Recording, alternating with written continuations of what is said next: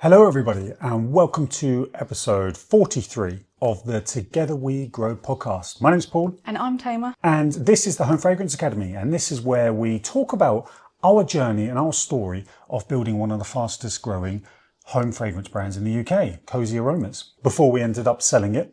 And now we focus on the Home Fragrance Academy, where we help people just like you start, grow and scale their own home fragrance business through courses, online training, mentorship, all of that kind of stuff.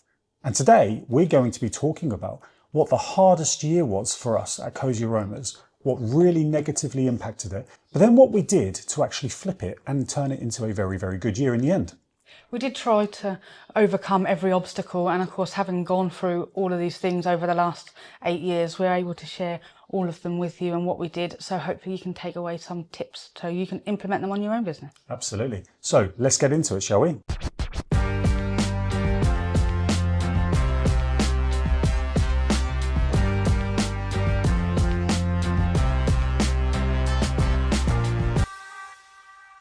So the year was 2022, wasn't it? Yep. It feels like so long ago, but also at the same time, it doesn't feel like that long ago at all. It's weird how time does that, isn't it? I know. It was, I remember it so well, I really do, because obviously we started in 2018 and 18, 19, 20, 21, we were absolutely flying, weren't we? Yeah, it was just continuous growth on growth every single month.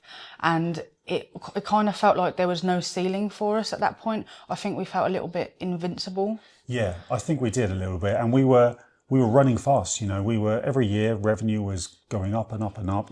We were well over £1 million revenue by that point. We had 16 staff members. Yeah, that was the bit that was a little bit scary, wasn't it? The team kept growing as well because we needed the extra support to be able to get everything done. Yeah, and we had one shop, or two shops at the time, didn't we? We had the one in Ipswich, which was in our HQ, little shop front. Like a trade counter kind of thing. Yeah, and then we had the one down in Felixstowe, didn't we? Yeah, we loved that shop. It gave us a bit of an insight into the retail world properly, and that people loved it, didn't they? They did, yeah. And because we were flying and, you know, we felt like there was no ceiling to this, we were actually in the process of opening 2 brand new shops, weren't we? Yeah, big locations in really decent towns. One of them was Bury St Edmunds, wasn't it?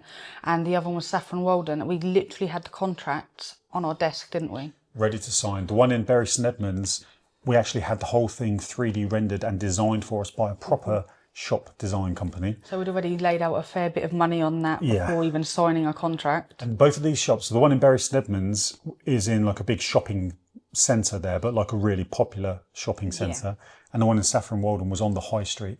And that was busy. It was very busy. And they were both wonderful locations. But yeah, and then what happened in February 2022 was Russia decided to invade Ukraine, didn't they? Yep.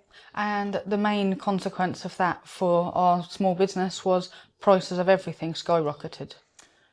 Absolutely. Literally overnight. Yeah, so it wasn't, bear in mind we had our supply chain, so waxes, oils, everything increased in price. But then all of the home utility bills, well, utility bills for us as a business, but also everyone's personal expenses increased as well. So if your personal expenses increase to a point where you need to cut back, you're going to cut back on luxury products, aren't you? Yep, that's the first thing that goes because it has to. And we felt that. We felt that almost immediately, didn't we? We did, yeah. We had a massive surge of people stopping their orders straight away, cancelling subscriptions. Yeah. Because like you say, it was a luxury product and that is the first thing that goes. But it was scary, wasn't it? It was incredibly scary because we had no idea what was going to happen. It's uncertain times, isn't it? When war happens and, you know, stocks, shares, cost of everything just goes through the roof and all of that. You just panic. You don't know what to do. So we were in panic mode. We obviously had all of our staff, we had our premises, everything, plus all of our utility bills were going through the roof and the supply chain costs were going through the roof. They went up by on an average, they went up by 25% across the board on all of our supplies. Yeah. So we were in panic mode, and that's, as a business owner, that is the worst place to be. Yeah. That's what I've learned. You have to be disciplined, you have to have a plan, and you have to not panic too much. But this was uncertain times, and we were panicking. This was special circumstances, wasn't it? And it didn't feel like there was an end at one point, did there? Now, on our side, we had a few years of building the business up. So we had thousands of customers, lots of people in our Facebook group, which was very engaged. Yeah. We had quite a big email list. So we had like the audience to advertise to. Yeah. So that's what we did, wasn't it? We started doing like weekly launches. Every Saturday morning, something would happen, wouldn't it? Yeah, and we tried to make something to be new, unique, a new product, a new wax melt, something for the customers to collect, to try and continue them placing orders, didn't we? Exactly, yeah. It was very difficult to attract brand new customers. We had our no-brainer offer running, and that was still doing its thing, but just not at the level that we were used to. No, because with the situation of the war and everybody was not necessarily buying new things and trying new places because they were just a bit uncertain themselves. Yeah. So it's about utilising our loyal customer base and continuing to grow that, wasn't it? Yeah, it was. That's all we could do. And so every week something would happen on a Saturday morning, 8 a.m. And I was every Saturday morning, that's what I would do, wasn't it? Is get this thing ready for launch. And yeah, typically it would be like a limited edition fragrance that we only had 200 or 300 available for that day only. You know, the typical kind of thing that we talk about all the time here and we teach people to do. But we were doing it every week. Yeah. Or some weeks we would have like a bundle offer or a different offer, a free gift if they did this, a free wax melt if they spent over £20, whatever it was, wasn't it? There was quite a lot of obviously deals and a lot of extra things we had to buy to be able to do this, not just the supplies like the wax melts and the oils, but you have to think about the labels and doing all of the CLPs and everything like that as well. So there was quite a lot of individual elements that went into every single launch. There was a lot of work there, and we found ourselves actually relying on this. We had our subscription box, which would renew on the 1st of every month, and that used to cover all expenses. But at that point, so many people cancelled it. That dipped below covering the bills and expenses. That was a panic. That was a panic. So then we had to do these other things to these weekly launches to build it back up to where it was. And then, of course, try to build the profit into the business where we can then reinvest and do things with. These launches were doing well at the beginning. Yeah. But then what happens after a while is that people get used to it. And the momentum kind of drops a little bit, doesn't it? People look forward to the Saturday to know what it is you're going to launch. So they don't order anything during the week because they know you're going to do something at the weekend. Yep, so I get it all at once. Exactly, which is not really where you want it to be. You want those consistent sales coming in all the time. And then, like you say, the momentum drops because people are so used to it. Yeah. So the excitement just kind of lacks a little bit, doesn't it? Yeah, and that can also affect the engagement. Even in a really engaged Facebook group, that can affect the engagement during the week because it feels like you have to fight a little bit more for it. You have to keep trying harder and trying to engage people in the group because they're kind of just waiting for the weekend. Yeah, that's what they were doing. And so that brought with it its own headaches, didn't it?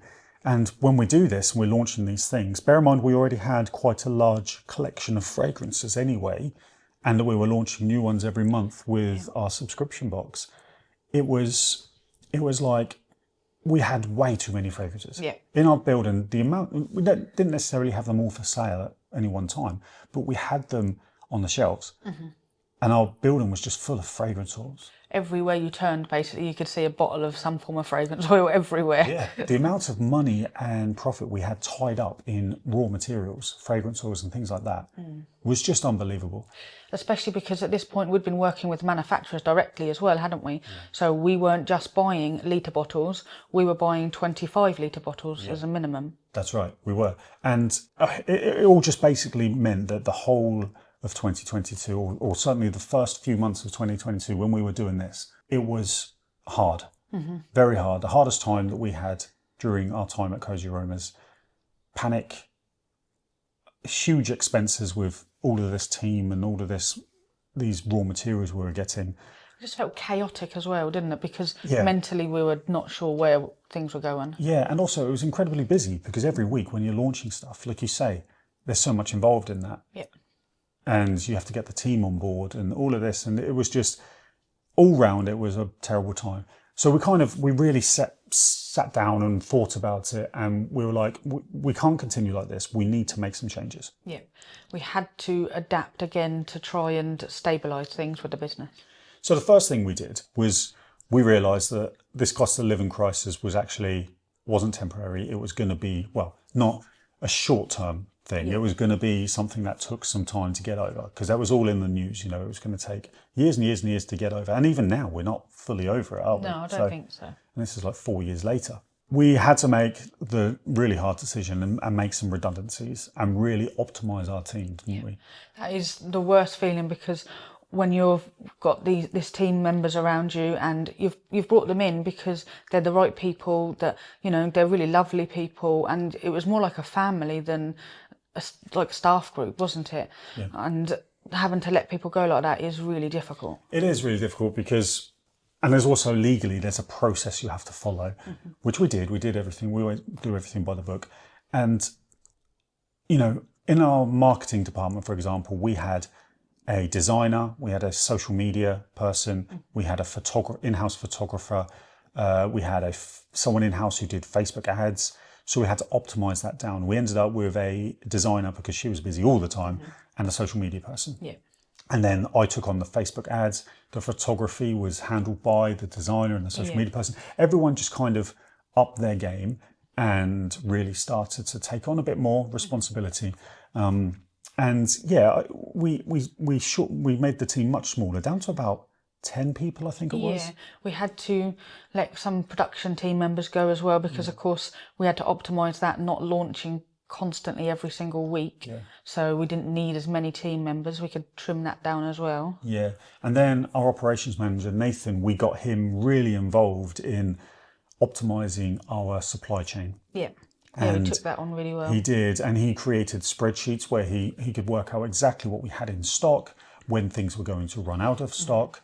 And it just really meant that we didn't have excess raw materials, basically. And he'd spend time vetting new places to buy things like your cardboard boxes and stuff like that, and like pitting them against each other and sending them, well, this is the price this person gave me, can you beat it? And you know, all that sort of stuff that takes a long time to do. We really sort of got into like hustle culture, where we were trying to save money, make money, optimize the team, do everything we possibly could. Save a couple of pennies here and there. Yeah, that's right. And there was a few other things we did. So we had our subscription box, which was $17.99 a month for surprise wax melts every month. That was going really well, wasn't it? But we knew we needed to, you know, people were leaving, weren't they? So we were like, right, let's create 3 levels. We had our $17.99 a month, which was the middle one. We decided to introduce one for $11.99 a month, and then one for $26.99 a month. We expected, basically the reason for doing this was, instead of cancelling, we were going to offer them the $11.99 a month. Yeah, the light box we called it. So they'd get just 2 wax melts every month instead of the 4, but it's still a surprise and they're still part of it, but they're not paying as much, obviously. Yeah. And the larger one, deluxe, wasn't it? The deluxe box was the large one, had all 4 wax melts, but then you also got other exclusive products in there as well, which were a surprise. And that you could have candles. We had so many different things in there. And they were only available for those deluxe members. Yeah, they weren't even, when the items went on sale, they would only be available to the people that were deluxe members. Yeah. So a regular customer wouldn't be able to buy the deluxe products at all.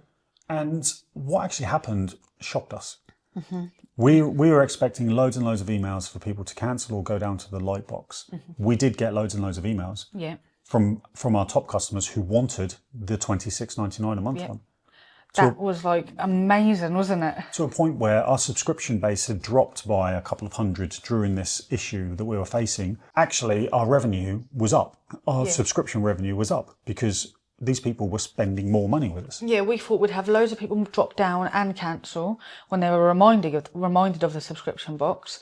And then we thought we'd just have a couple of them that would maybe upgrade. Yeah. Yeah, but that was a really lovely surprise, wasn't it, actually, having so many people upgrade instead. And this is where we got our confidence back, wasn't it? Because we realised that actually people do want to spend money. And not everybody was in the same boat of having to scrimp and scrape. So obviously there was a lot of people that were, but not everybody. Yeah, that showed us that, yes, there's a cost of living going on, but it also highlighted, obviously, this is obvious when you think about it, that yeah, like you say, not everyone's circumstances are the same. People still have excess money that they want to spend on the products that they love. Yeah, and having built up our customer base and our loyal following, they were the ones that were upgrading. Yeah. So having worked hard on like engaging with them and keeping them like really warm, Yep. that's what did it. That's it. So this is where we start to really get our mojo back, wasn't it? Yeah, it felt incredible, and we've like had the confidence to Yeah. sort of move forward. So we decided that's it with the weekly launches. We hated doing it. It was losing the momentum. Customers were getting a bit bored of it. So we're like, bam, we stopped. So then what we did was we focused on our seasonal launches that we always did, you know, your spring collections, all of that kind of stuff. But then actually we did like little mini launches for things like St. George's Day. Yeah, we'd give away a free limited edition wax melt with the first 200 orders if they spent over a certain amount. Things like that, you know, the little, I call them holidays. They're not holidays, are they? But, you know, Easter was obviously a big one, Valentine, all of this kind of stuff. But then, yeah, those little days, I can't even think of them now, St. George's Day, St. David's Day. St. Patrick's Yeah, Day. stuff like that, you know, those kind of days. And there was like some days which was like National Tea Day, and we'd do stuff around that and just various things. But the other big thing that we actually introduced in 2022, which was probably one of the best things we ever did, was live shops. Live shops were incredible for us, and consistently, once we'd got into the swing of it, consistently we were bringing in over £5,000 over 2 hours. Yeah, that's it. When you learn how to do it, and we've got podcasts and we've got training and all sorts of stuff on how to do live shops successfully. But essentially, we did it in our Facebook group as a live video. Half an hour before we went live, we posted a link and emailed out a link so people could get their pre-orders in. Yeah. And it was always something exclusive that was only available in that live shop. Yeah. So it's kind of like our weekly launches that we're doing, but more hype around it, much more limited and much more engaging. And we do 2 a month, I think. Yeah, we do 2 a month typically. So it cut the launches down obviously practically in half, but it meant that they could be a high quality launch. Yeah. We would have like the whole week would spend building up and talking about it to the customers. These things are coming, and then release the prices and release the scents. So like properly built it up with a proper launch plan. And then when we went live, we were engaging one-to-one with the customers, answering their questions, and that went a really long way, didn't it? It was brilliant. It worked so well. And so the benefits from doing live shops, and we talk about this all the time, is yes, you have that revenue impact, which was significant and it was consistent. You know, they always did well.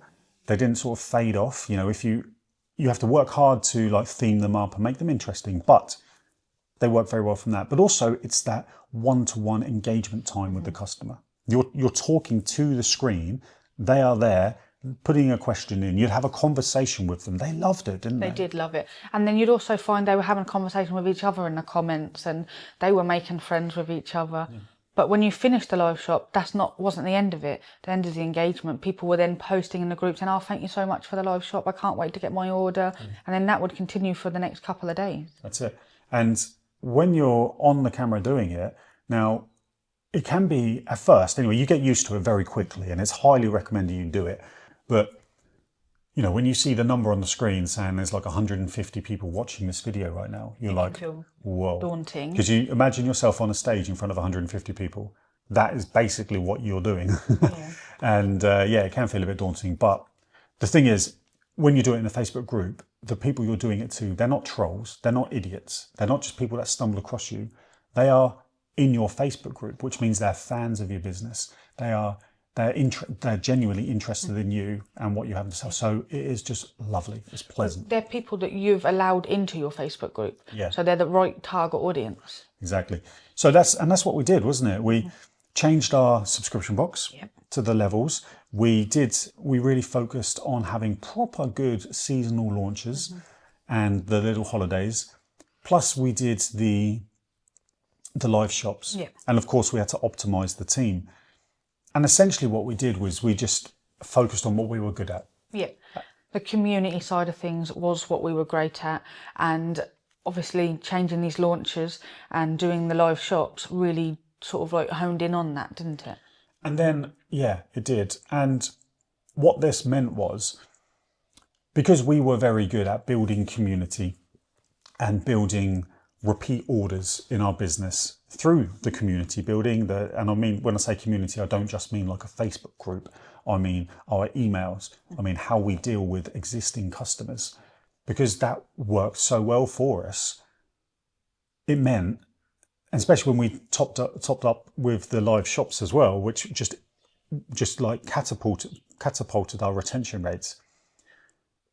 That it meant that when we really focused on our no-brainer offer to get new customers in, they would then fall into this loop of being nurtured by us and all of this, and they would then join our live shops and buy from us. Yeah.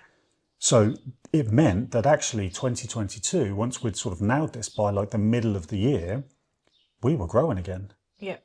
That felt amazing after having that big uncertainty at the beginning of the year, to be able to see like the other side of it almost, like to see the light at the end of the tunnel, that we were growing, we were getting the new people in, and the existing people were still here and buying.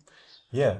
And by the end of the year, we had to hire back into production, and we were back into it, weren't we? Yeah. We were like, okay, we've done it.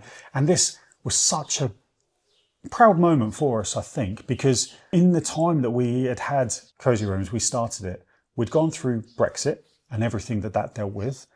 Raw mail had loads of postal strikes. The cost of raw materials went through the roof, and this was just after Brexit, I think, because a lot of the raw materials were from Europe and things like this. Then we had that war as well, and then we still came out of it growing and doing quite well. And that kind of, what it said to me was, it doesn't matter what kind of challenge is thrown at you, you can overcome it. Yeah. And you just have to be brave enough to, and you have to be self-aware enough to know that, hang on, this is a problem. If I just carry on as I am, it's going to get worse. And you've got to adapt. Yeah. And that's the bit that I see a lot of people don't do. And when small businesses fail, it's quite often because they're just continuing to do exactly the same thing. They don't adapt and try new things. If you are listening to this right now and your business is kind of just plodding along, if you like, and you can't really seem to break the mold, then try and take this as a bit of inspiration, okay? You can do it, and there are people out there that want your products. You just have to try different things. You have to adapt. You have to think about what the market is like at the moment. Do things that will get your existing customers to spend more with you. And your existing customers, they're not interested in cheap things. They're interested in your products, good quality products. That's why they're there. They don't mind spending a bit more. That's what we learned during this process. So introduce things, introduce higher tiers of things. Don't always think about the cheapest thing. No. Introduce new limited edition things. Keep your customers engaged, because there are other companies out there, other home fragrance brands out there that are doing that. Yep. And if you're the ones that don't do that, you're going to be left behind. Yeah. So I really hope you can sort of take a little bit of inspiration from that, because it is absolutely possible to overcome tough times. We did it numerous times. We certainly did. And we're here to tell the story, and we're here to help you as well. So if you do have any questions, of course, about this particular topic, reach out to us. We're happy to answer them. Definitely. We really are.